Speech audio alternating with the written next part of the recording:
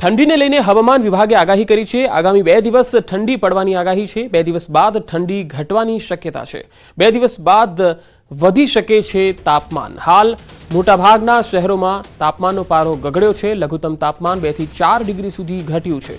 9 degree સાથે નલિયા રાજ્યનું સૌથી ઠંડુ શહેર નોંધાયું છે, જ્યારે ગાંધીનગરમાં 12 ડિગ્રી તાપમાન, અમદાવાદમાં 14 ડિગ્રી તાપમાન નોંધાયું છે।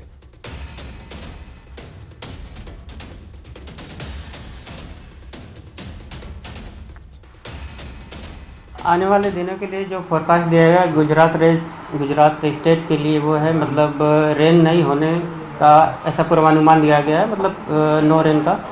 और जो मिनिमम टेम्परेचर की बात करेंगे तो मिनिमम टेम्परेचर 9 लाख चेंज में दिया गया है।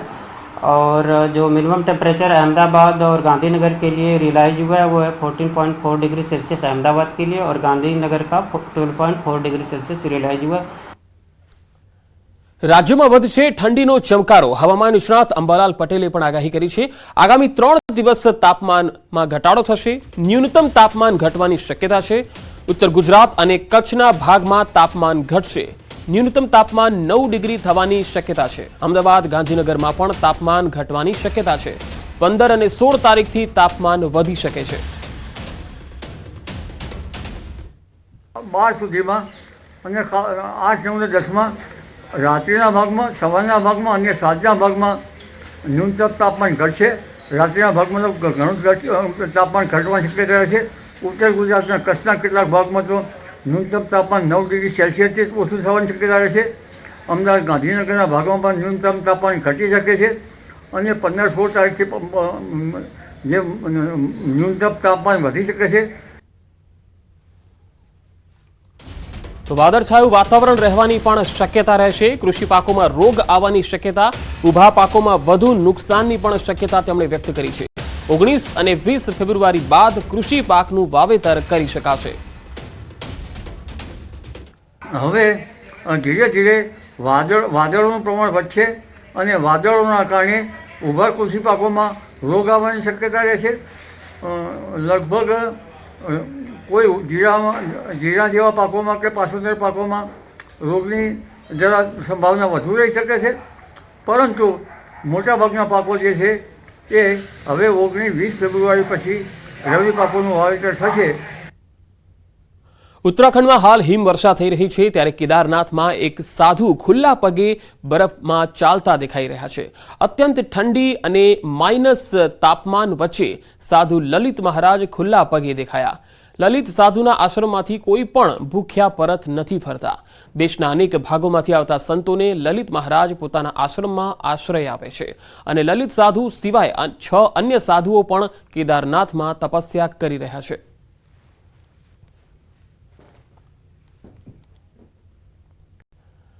વડોદરા શિક્ષણ સમિતિની 20 શાળાના ઓરડા જર્જરિત છે। વીએમસીએ પોતાની જ શાળાઓને નોટિસ આપી છે। જર્જરિત બિલ્ડિંગનો ઉપયોગ બંધ કરવા માટે જણાવ્યું છે। વીએમસીએ વૈકલ્પિક વ્યવસ્થા પહેલા આ નોટિસ ફટકારી છે। શાળા ખાલી કરવાનો આજે છેલ્લો દિવસ છે। હવે બાળકોને ક્યાં બેસાડવા એક મોટો સવાલ થઈ પડ્યો છે। હજારો બાળકોને જીવન સાથે થઈ રહ્યો છે ખેલવાડ। હરણી બોટકાંડ જેવી દુર્ઘટનામાંથી કોઈ શીખ નથી લીધી। સમગ્ર મામલે કોંગ્રેસે ઉગ્ર આંદોલનની ચીમકી આપી છે। શિક્ષણ સમિતિ પાસે એટલું ફંડ નથી કે નવા ઓરડા બનાવી શકે। જીવનના જોખમે બાળકોને શાળામાં અભ્યાસ કરાવાઈ રહ્યો છે। કોઈ હોનારત થશે તો જવાબદાર કોણ રહેશે? તો શિક્ષણ સમિતિની 20 શાળાઓ એવી છે કે જેના ઓરડા જર્જરિત છે। મનપાએ નોટિસ ફટકારી છે કે આ જર્જરિત ઓરડાઓ બંધ કરવામાં આવે। સવાલ એ છે કે 20 શાળાના વિદ્યાર્થીઓનું ભવિષ્ય જોખમાઈ ગયું। શું તેમને અન્યત્ર ખસેડવામાં આવશે? આ અંગેનો કોઈ નિર્ણય લેવાયો છે કે કેમ? આખરે શા માટે નથી કરાઈ વૈકલ્પિક વ્યવસ્થા?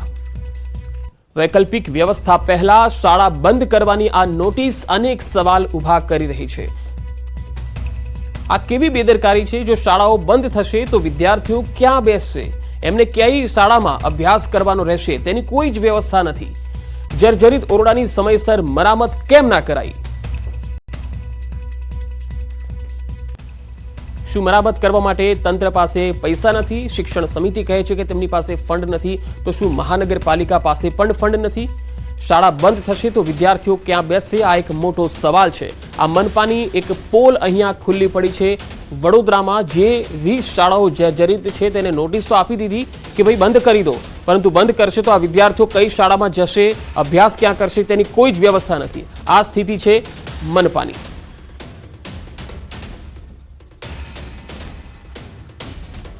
તો મનપાની આ એક પોલ ખુલ્લી પડી ગઈ છે। હજારો બાળકોના શિક્ષણ સાથે મોટા ચેડા થઈ રહ્યા છે।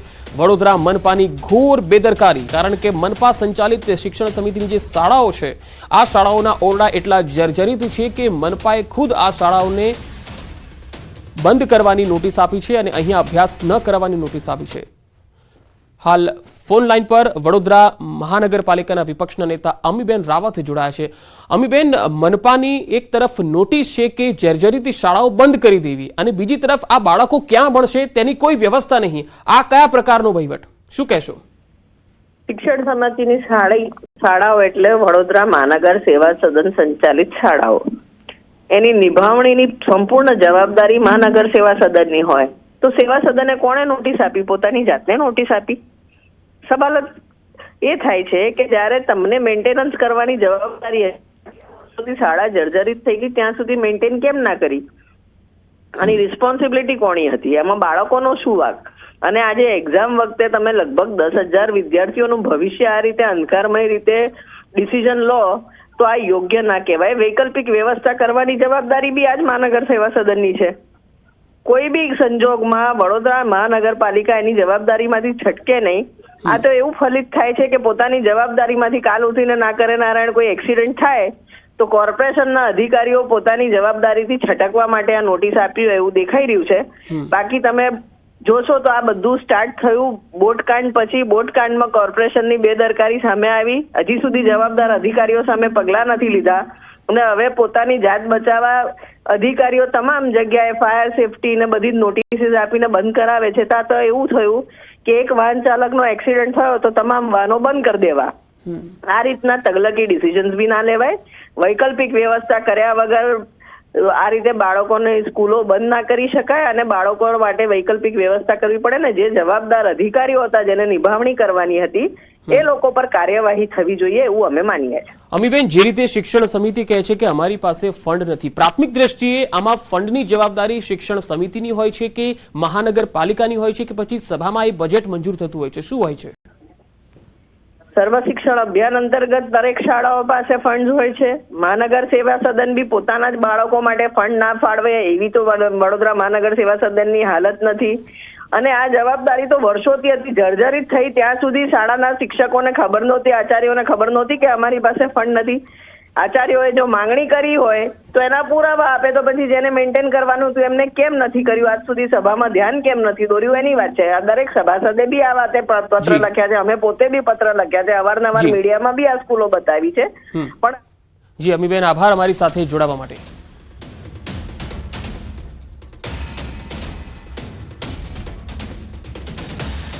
તો આ વિષય પર વધુ માહિતી મેળવીશું। વડોદરાથી સંવાદદાતા હાર્દિક દીક્ષિત પણ મારી સાથે જોડાયા છે। હાર્દિક, વડોદરાની 20 શાળાઓને નોટિસ આપી દીધી, ચલો જર્જરિત છે એટલે નોટિસ આપી કે ઉતારી લેવી જોઈએ, પરંતુ જે બાળકો ભણે છે એની વ્યવસ્થા કોણ કરશે, કઈ રીતે થશે એની કોઈ સૂચના નહીં? કેમ મહાનગરપાલિકાના કોઈ અધિકારી બોલતા નથી? બિલકુલથી પંકજ, જો સમગ્ર મામલે વાત કરીએ તો નોટિસ આપીને પોતાની જવાબદારીમાંથી છટકી જવું એ વડોદરા મહાનગરપાલિકાના જે સ્માર્ટ અધિકારીઓ છે તેમની હવે ફિતરત બની ગઈ હોય તેમ લાગી રહ્યું છે। હવે વાત કરવામાં આવે તો ભણશે ગુજરાતને આગળ વધશે ગુજરાતના જે દાવા છે માત્ર કાગળ પર હોય તેમ લાગી રહ્યું છે, કારણ કે તમે તમારી ટીવી સ્ક્રીન પર આ જર્જરિત ઇમારત છે તેની દશા તો જુઓ। શું આ રીતે ભણશે ગુજરાતને, આ રીતે આગળ વધશે ગુજરાત? પંકજ, બીજી વાત કરીએ તો આ જે બાળકો ટીવી સ્ક્રીન પર દેખાઈ રહ્યા છે એ કોઈ અમીર બાપની ઓલાદો નથી કે હાઈફાઈ એસીવાળી શાળામાં ભણે અને પોતાનું ભવિષ્ય જે છે તે ઉજ્જવળ બનાવે। આ બિચારા ગરીબ ઘરના બાળકો છે, તેમના જે માતા પિતા છે તે કાળી મજૂરી કરીને જેમ તેમ કરીને આ બાળકોને ભણાવતા હોય છે। ત્યારે સામાન્ય રીતે વાત કરીએ તો જ્યારે કોઈ વાલી હોય પોતાના બાળકને શાળાએ મોકલે ત્યારે તેને ખુશી થતી હોય કે ચલો મારું બાળક શાળાએ જઈ રહ્યું છે અને ભણી ગણીને કંઈક મોટો માણસ બનશે, પરંતુ અહીંયા ભણતા જે બાળકો છે તેમના વાલીઓને ખુશીને બદલે ચિંતા થાય છે કે શાળાએ ગયેલું મારું બાળક જે છે તે સહી સલામત ઘરે પાછું આવશે કે કેમ। ત્યારે બીજી વાત કરીએ પંકજ, તો વડોદરા મહાનગરપાલિકા દ્વારા નગર પ્રાથમિક શિક્ષણ સમિતિની જે ઇમારતો છે, લગભગ 20થી વધુ ઇમારતો છે, તેમને નોટિસ આપી દેવાય અને જર્જરિત ઇમારત છે તેનો ઉપયોગ કરવો નહીં તેવી સૂચના આપી દેવાય. પરંતુ અહીંયા સૌથી મોટો પ્રશ્ન એ ઊભો થયો છે કે નગર પ્રાથમિક શિક્ષણ સમિતિ પાસે એટલું ફંડ નથી, અથવા તો જે સમય મર્યાદા આપી હતી એટલે કે 5 દિવસનો સમય આપ્યો હતો, તો 5 દિવસમાં હજારો બાળકો એટલે 10,000થી વધુ જે બાળકો છે, વિદ્યાર્થીઓ છે, તેમને અન્ય કઈ જગ્યા પર શિફ્ટ કરવા, તે સૌથી મોટો પ્રશ્ન જે છે તે અહીંયા ઊભો થઈ રહ્યો છે. બીજી વાત કરીએ પંકજ, તો આ નાના નાના ભૂલકાઓ છે એમને એક સ્થળેથી બીજા સ્થળે જ્યારે સ્થળાંતરિત કરવામાં આવે ત્યારે તેમના માનસ પર અસર થતી હોય છે. બાળકોને પોતાના ભવિષ્યની ચિંતા થતી હોય છે કે હવે અમે કઈ શાળામાં ભણીશું. ત્યારે વોર્ડ કક્ષાએ પર વડોદરા મહાનગરપાલિકામાં જે શાળાઓ છે તેની દર વર્ષે જાળવણી માટેની જોગવાઈ કરવામાં આવી છે, પરંતુ પાલિકાના સત્તાધીશોને ગરીબ ઘરના બાળકોને ભણાવવામાં બિલકુલ રસ ન હોય તેમ લાગી રહ્યું છે. હાર્દિક, અહીંયા સવાલ એ છે કે શિક્ષણ સમિતિએ કહ્યું છે કે અમારી પાસે ફંડ નથી. આ અંગે વડોદરાના મેયરનું શું કહેવું છે? મેયર કેમ બહાર નીકળતા નથી, આ મામલે બોલતા નથી? બિલકુલથી પંકજ, વાત કરવામાં આવે તો જ્યારે મેયર સાથે વાત કરવામાં આવે તો મેયર કોઈનું કોઈ બહાનું આગળ ધરી દેતા હોય છે. વડોદરા મહાનગરપાલિકામાં એક પ્રથા થઈ ગઈ છે કે થઈ જશે, કરી લઈશું, જોઈ લઈશું, પરંતુ એ કંઈ જોવાતું નથી, કંઈ થતું નથી અને વેદના જે છે તે વેઠવી પડતી હોય છે સામાન્ય નાગરિકોએ. ત્યારે આ કિસ્સામાં પણ આ જ પ્રકારની પરિસ્થિતિનું નિર્માણ થયું છે. વડોદરા મહાનગરપાલિકાએ અગાઉથી આ જે શાળાઓ છે તેની તકેદારી રાખવાની જરૂર હતી, કારણ કે એવું તો છે નહીં કે હરની બોટકાંડ થયો ત્યારબાદ રાતોરાત આ જે શાળાઓ છે તેની દુર્દશા થઈ ગઈ. વર્ષોથી જે વાલીઓ છે અને જે રાજકારણીઓ છે, વિપક્ષ છે, તે બૂમો પાડતો આવ્યું છે કે શાળાઓની જાળવણી કરો, કારણ કે બાળકોના ભવિષ્યનો અને જીવનો બંનેનો સવાલ છે. પરંતુ વડોદરા મહાનગરપાલિકાના સત્તાધીશોને ફક્ત ને ફક્ત મલાઈ કમાવામાં રસ હોય તેમ લાગી રહ્યું છે. પંકજ જી હાર્દિક, આભાર માહિતી આપવા માટે. તો આ સ્થિતિ છે વડોદરામાં શાળાઓની, ખાસ તો સરકારી શાળાઓ જે પ્રાથમિક શિક્ષણ સમિતિના અંડરમાં મહાનગરપાલિકા સંચાલિત શાળાઓ છે. 20 શાળાઓને નોટિસ તો આપી દીધી, પરંતુ અહીંના બાળકો ક્યાં જશે ભણવા એની કોઈ જ વ્યવસ્થા નથી. શિક્ષણ વિભાગે હવે અહીંયા હસ્તક્ષેપ કરવાની જરૂર છે. જેવી અમને મૌખિક સૂચના મળી છે તરત જ અમે એસએમસી મીટિંગ કરી છે, વાલીઓને જાણ પણ કરી છે. ઓછામાં ઓછી 25 થી 30 વાલીઓ હાજર રહ્યા હતા તેમનું રોજનું કામ મૂકીને, અને અમારા માટે અહીંયા બાળકો માટે અમારા માટે હાજર રહીને તરત જ એમને અમે જાણ કરી હતી કે આ રીતનું અમારું પ્લાનિંગ છે અને આગામી 1-2 દિવસમાં આપણે શાળા શિફ્ટ કરી લઈશું. વ્યવસ્થા એવું છે કે આપણે ત્યાં જે એક શાળા અમુક એવી છે કે જ્યાં એક પાડીએ બેસે છે અને ત્યાંની નજીક પડે, વિદ્યાર્થીઓને બહુ દૂર ના જવું પડે. નજીકની જ આપણી કોર્પોરેશનની શાળા છે એમાં પાડી પદ્ધતિ કરીને આપણે બેસાડવાની કોશિશ કરીએ છીએ. વડોદરા નગર પ્રાથમિક શિક્ષણ સમિતિ દ્વારા સંચાલિત લગભગ 20 જેટલી શાળા છે તે જર્જરિત હાલતમાં છે. હરની હોળી દુર્ઘટના બની ત્યારબાદ આ જે તમામ શાળાઓ છે તેમને નોટિસ ફટકારવામાં આવી હતી પાલિકા દ્વારા. ત્યારે ખાસ કરીને વાત કરીએ તો વડોદરા મહાનગરપાલિકાએ આ જે શાળાઓ છે તેમને નોટિસ ફટકારીને બિલ્ડિંગનો ઉપયોગ જે છે તે બંધ કરવા માટે જણાવ્યું હતું. નોટિસની જે સમય મર્યાદા છે તે પૂરી થઈ ગઈ છે, તેમ છતાં જીવના જોખમે બાળકો જે છે આ જ શાળામાં અભ્યાસ કરતા હોય તેવા દ્રશ્યો જે છે તે જોઈ શકાય છે. એટલે આ જર્જરિત ઇમારતમાં ભણતા બાળકો સાથે કોઈ જાતની હોનારત થાય તો તેના માટે જવાબદાર કોણ, તે સૌથી મોટો સવાલ જે છે અહીંયા ઊભો થઈ રહ્યો છે. બીજી વાત કરવામાં આવે તો શિક્ષણ સમિતિ પાસે કોઈ વિકલ્પ ન હોવાથી બાળકો અહીંયા અભ્યાસ કરવા માટે આવી રહ્યા છે અને શિક્ષકો પણ બાળકોને આ જર્જરિત ઇમારતમાં ભણવા માટે મજબૂર બન્યા છે. વડોદરા મહાનગરપાલિકાની જવાબદારી બને છે કે આ શાળાઓનું સમારકામ કરવામાં આવે, પરંતુ પાલિકાના જે સ્માર્ટ અધિકારીઓ છે તેમને આ શાળાની જે સમારકામ છે તેની જવાબદારીમાંથી છટકબારી શોધી કાઢી અને જે નગર પ્રાથમિક શિક્ષણ સમિતિ છે તેને નોટિસ ફટકારીને બિલ્ડિંગનો ઉપયોગ જે છે તે ન કરવા માટે સૂચના આપી દીધી. ત્યારે હજારો બાળકોના જીવ જે છે તે આ જર્જરિત ઇમારતોના કારણે જોખમમાં મુકાયા છે. તો બીજી તરફ કોંગ્રેસની વાત કરવામાં આવે તો સમગ્ર મામલે જે છે તે વડોદરા શહેરનું રાજકારણ ગરમાયું છે અને કોંગ્રેસ દ્વારા ચીમકી ઉચ્ચારવામાં આવી છે કે જો વહેલામાં વહેલી તકે આ જે તમામ શાળાઓ છે તેમનું સમારકામ નહીં કરવામાં આવે તો કોંગ્રેસ દ્વારા આ સમગ્ર મામલે જે છે તે ઉગ્ર આંદોલન કરવામાં આવશે. હાર્દિક દીક્ષિત, ન્યૂઝ 18 ગુજરાતી, વડોદરા. રાજ્યના વધુ સમાચારો પર નજર કરીશું. હાલ રોકાઈશું એક બ્રેક માટે.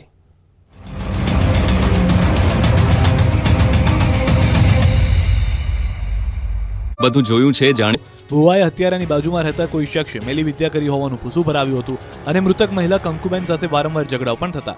તેનાથી દૂર રહેવા જતો રહ્યો હતો, છતાં સ્થિતિ ન સુધરતા પાડોશી મહિલા કંકુબેનનું ટીમ ઢાળી દેવાનો પ્લાન બનાવાયો હતો. આરોપી અમૃતલાલ ચૌહાણે મોકાનો લાભ ઉઠાવી મહિલાને ટ્રકથી કચડી રાખી હતી અને હત્યા કરી. હત્યાની ખતરનાક કહાની સાંભળી પોલીસ પણ ચોંકી ગઈ હતી.